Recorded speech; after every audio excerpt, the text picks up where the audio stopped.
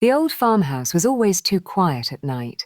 When the sun went down and the walls settled, the silence became thick, broken only by the occasional groan of wood or a far-off rustle outside. Mira had grown used to most of it.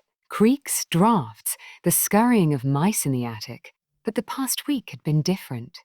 She stood in the kitchen now, barefoot on the cold linoleum, staring at the pale yellow bulb swinging above her. It cast lopsided shadows across the room, the kind of shadows that bent and stretched like living things.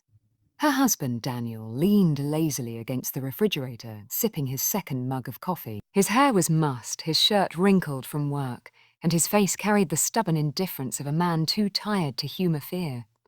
"I heard it again," Mira said, her arms folded across her chest. Her voice was hushed, as if afraid the very walls might overhear her. Daniel rolled his eyes. "Mira, it's an old house. You know it. The floor's grown, the wind whistles through cracks. That's all." She shook her head, her hands trembling slightly.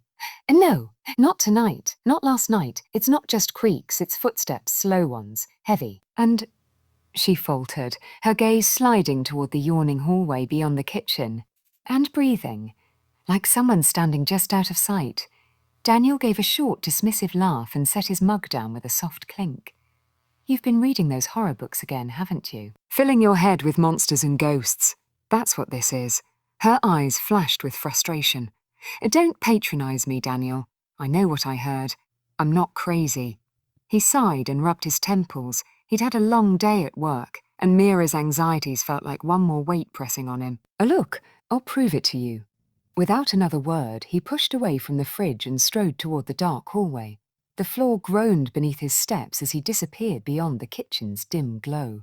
Mira's breath hitched. The swinging bulb hummed faintly above her. Silence stretched through the house like a held breath. Then a sound.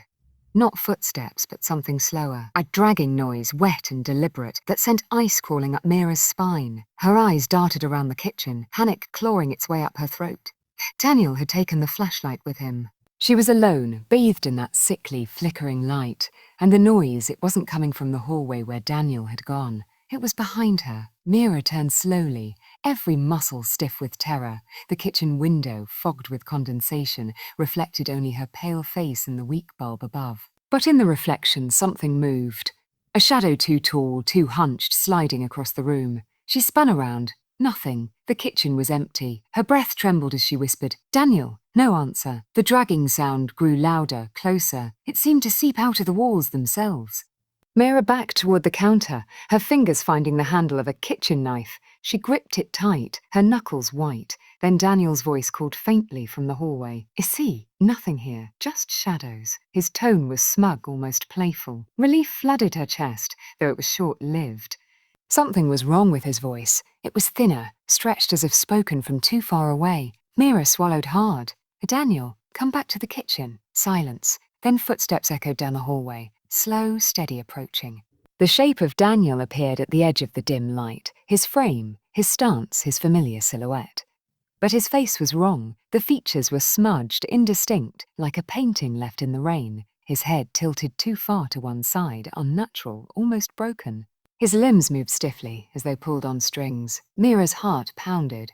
Daniel, the thing that looked like him, stepped forward, dragging one leg behind it. Its jaw slackened, opening too wide, a low groan spilling out that rattled the light bulb above. Mira screamed and stumbled back, the knife shaking in her hand, and then hands grabbed her shoulders from behind. She spun around, nearly slashing with the blade. It was Daniel, the real Daniel, his eyes wide, confused. "Mira, what the hell are you doing?" She gasped, pointing to the figure in the doorway, but when she looked again, it was gone. The hallway was empty. Daniel frowned, his patience thinning. "See, nothing, just your imagination." Mira's knees buckled. No, it was there. I saw it." "Daniel, it looked like you, but wrong. It wasn't you, eh?" He held her arms firmly, steadying her. "You need sleep. That's all.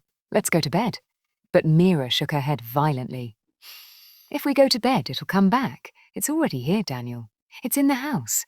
He sighed heavily, dragging her gently toward the hallway. "Enough. You're working yourself up. Oh. Tomorrow we'll check every lock, every corner. Tonight you're going to rest." Her protests echoed, sharp and desperate, but Daniel ignored them, pulling her down the hallway.